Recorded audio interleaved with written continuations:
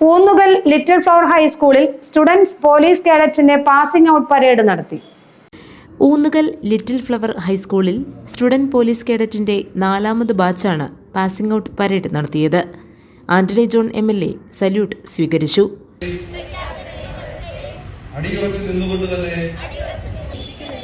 പോരാടുമെന്നും രാജ്യത്തിന്റെ സുരക്ഷയ്ക്കും അഖണ്ഡതയ്ക്കും മതേതരത്വത്തിനും വേണ്ടി പ്രയത്നിക്കുമെന്നും എന്നിൽ അന്തർലീനമായിരിക്കുന്ന കഴിവുകൾ പൂർണ്ണമായി വിനിയോഗിക്കുവാൻ ആത്മാർത്ഥമായി ശ്രമിക്കുമെന്നും രാജ്യത്ത് നിലനിൽക്കുന്ന നിയമങ്ങൾ സ്വമേധയാ അനുസരിക്കുമെന്നും പ്രതിജ്ഞ ചെയ്യുന്നു.